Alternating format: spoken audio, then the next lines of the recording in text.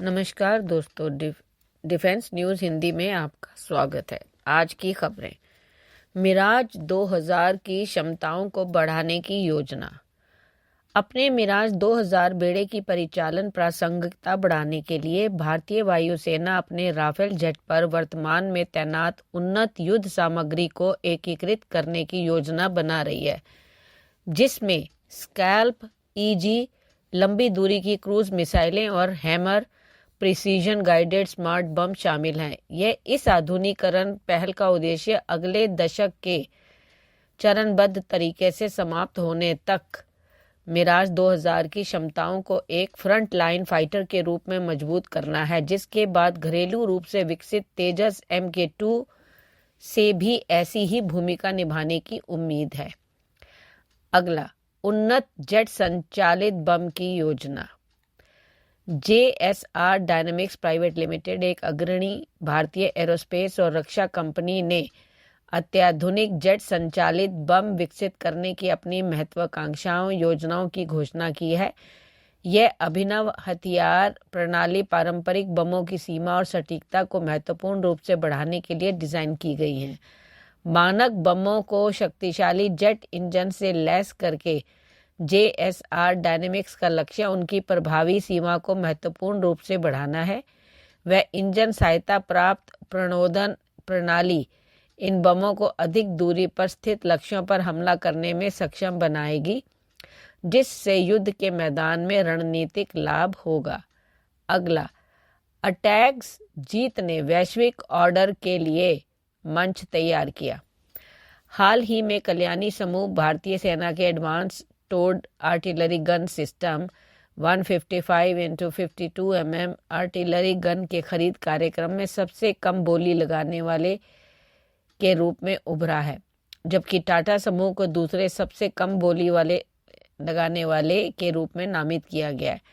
यह अनुबंध भारत के स्वदेशी रक्षा विनिर्माण प्रयासों में एक प्रमुख मील का पत्थर है, खास करके जब अटैक्स भारत की आर्टिलरी आधुनिकीकरण रणनीति की रीढ़ बनने के लिए तैयार है।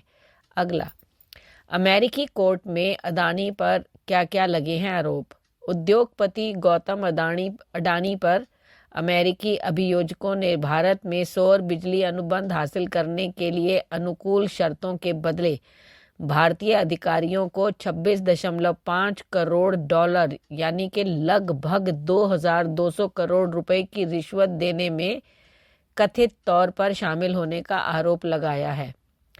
अमेरिकी न्याय विभाग ने भारत के दूसरे सबसे अमीर व्यक्ति अडानी, उनके भतीजे सागर अडानी सहित 7 अन्य पर महंगी सौर ऊर्जा खरीदने के लिए आंध्र प्रदेश और ओडिशा के अधिकारियों को रिश्वत देने का आरोप लगाया है। हालांकि इसमें अधिकारियों के नाम का खुलासा नहीं किया गया। इन परियोजनाओं में समूह को 20 साल से अधिक समय में 2 अरब डॉलर से अधिक लाभ होने का अनुमान है।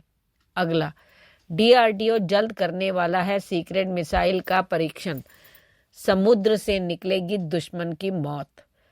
भारतीय रॉकेट फोर्स को अपने को और ताकतवर बनाने के लिए DRDO बहुत जल्दी बंगाल की खाड़ी में नया मिसाइल परीक्षण कर सकता है। ये किस तरह की मिसाइल होगी इसका खुलासा तो नहीं किया गया, लेकिन ट्विटर हैंडल पर जो डिटेल्स आ रही हैं वे टेस्टिंग विशाखापट्टनम के आसपास हो सकता है। चूंकि वहां पर नौसैनिक बेस है, इसलिए संभावना है कि सबमरीन लॉन्च क्रूज मिसाइल की टेस्टिंग हो या फिर K-15 सागरिका की। इसके पीछे की एक वजह 1730 किलोमीटर का नोटेम है, यानी परीक्षण से पहले DRDO नोटेम जारी करता है, यानी 27 से 30 अक्टूबर के बीच समुद्र में कोई जहाज या विमान नहीं जाएगा।